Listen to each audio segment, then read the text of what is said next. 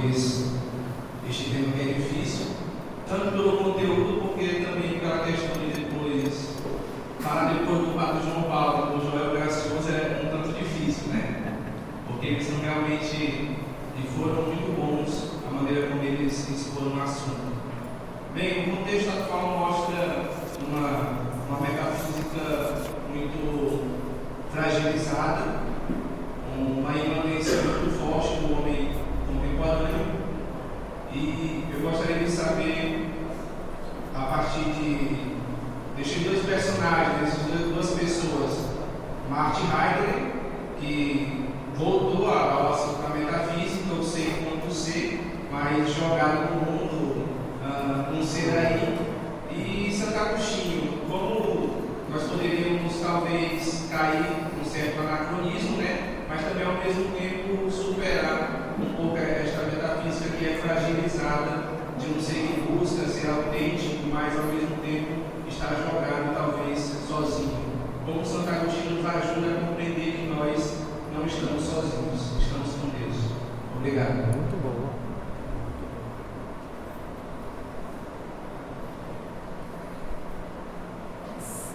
Se você aceitar, Rita, eu prefiro colher as perguntas e respondê-las em bloco de uma vez só, caso haja mais perguntas.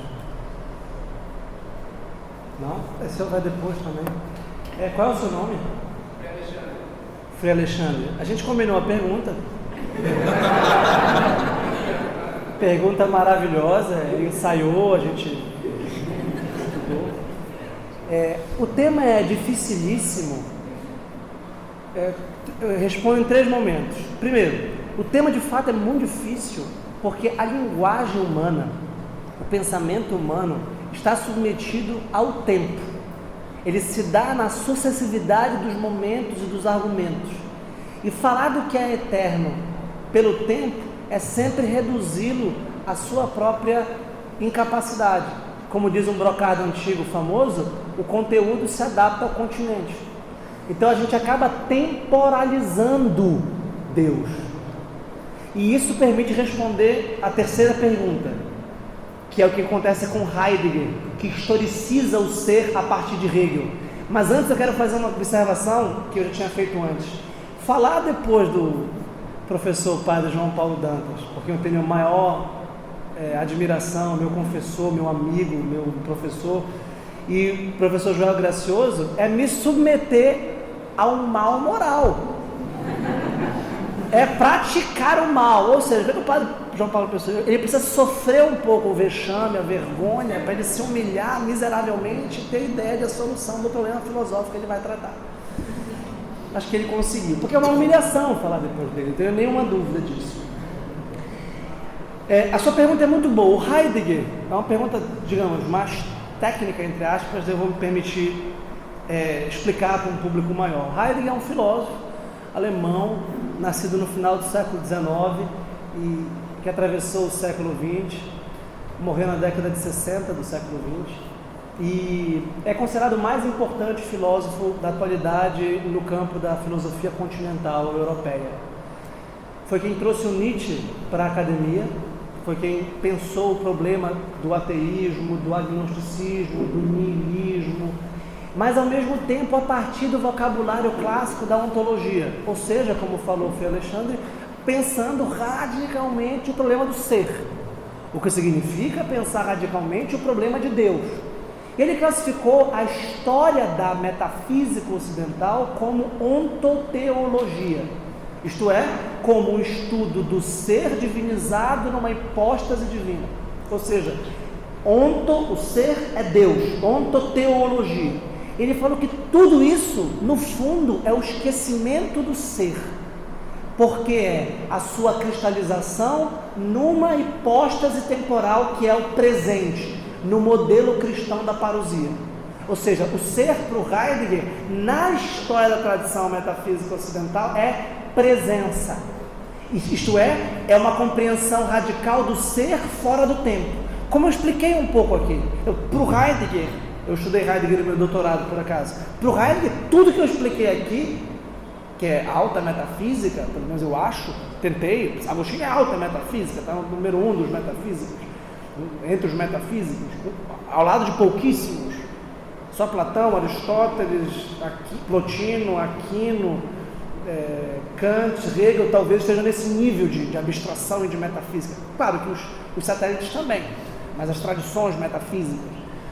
E para o Heidegger, tudo isso que eu fiz foi pensar a eternidade a partir do tempo, ou pensar o tempo a partir da eternidade sem radicalizar a imanência do próprio tempo, que para ele é o desafio, e por isso ele publica em 1927 um tratado incompleto muito famoso, chamado Ser e Tempo, cujo argumento é muito complexo e muito difícil para começar a expor aqui.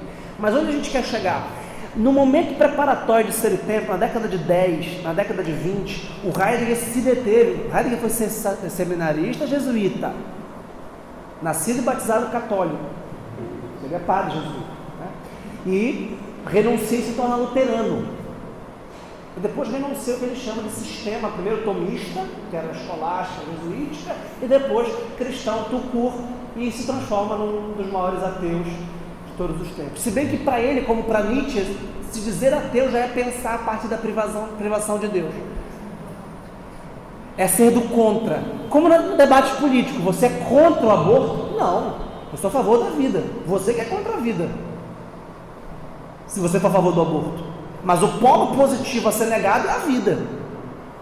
E não é o aborto que é o direito a ser negado pelo direito à vida. Você não invirta os termos da discussão. Então, o ateu, ele está no polo negativo. Ah, você não acredita em Deus?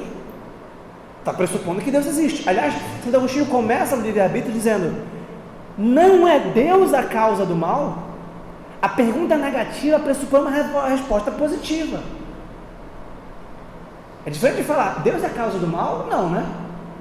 Então, a pergunta positiva pressuporia a resposta negativa. Então, é pouco chamar Heidegger e Nietzsche de ateus. Eles são ateus.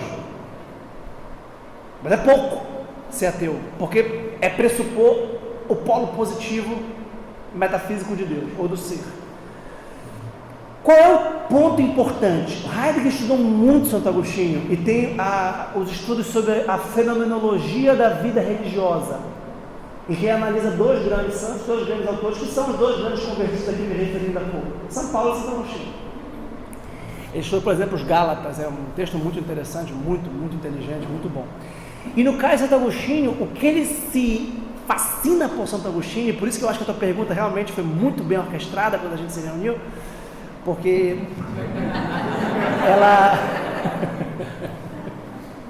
ela complementa, é porque ele percebe que a experiência do ser divino, que é o próprio Deus, em Santo Agostinho, é inseparável da sua experiência biográfica, é inseparável do que para ele é a palavra-chave, existência. Então, Santo Agostinho é muito importante para o Heidegger, porque para ele a ontologia é uma ontologia existencial. E, para falar no vocabulário um pouco técnico, o Seraí, Dasein, que é a existência humana, é o ser jogado na experiência fática do tempo. Isso chama-se existência, que em grego é existire. A palavra existência tem esse prefixo de êxodo, de exit, em inglês, saída, de expurgar, de extirpar. Tá? Então, esse ex é a transcendência. E Heidegger percebeu que para Agostinho viver é transcender. O que dá no mesmo de dizer que viver é amar. Então Heidegger foi interpretando Santo Agostinho de forma muito brilhante, inegavelmente brilhante. Heidegger é inteligente. Mas se a gente falar isso para o nosso amigo André de Aquino, fala, o diabo também. É um amigo nosso. O diabo também é muito inteligente. Né? E Heidegger não há dúvida. Não precisa dizer que ele foi reitor durante 9 meses do regime nazista. Ele nunca renunciou ao nazismo durante sua vida. E depois se encontraram os cadernos negros de Heidegger, que são diários em que ele tenta de algum modo articular a sua filosofia com a política nazista. E tem discursos, né, como reitor de uma universidade de Freiburg, que são discursos nazistas. É uma lástima. Então, para concluir, Viver é existir, existir é transcender, transcender é amar, amar é buscar a fonte do acalento do próprio desejo de vida. E o que para Santo Agostinho se resolvia em Deus, para Heidegger se resolve num ser abstrato, que eu acho ser uma espécie de secularização do próprio Deus, ou uma negação do Deus, tal como pensada pela tradição, que acaba esvaziando metafisicamente o conceito de ser como sendo Deus, mas que pelo menos tem o mérito de voltar para essa tradição metafísica. Então, Frei, eu acho que a resposta ela fica nesses polos.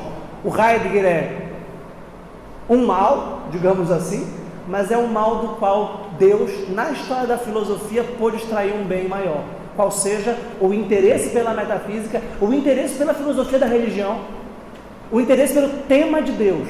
Porque vejam, Deus não é tema. Deus só é tema para quem está fazendo uma dissertação de mestrado.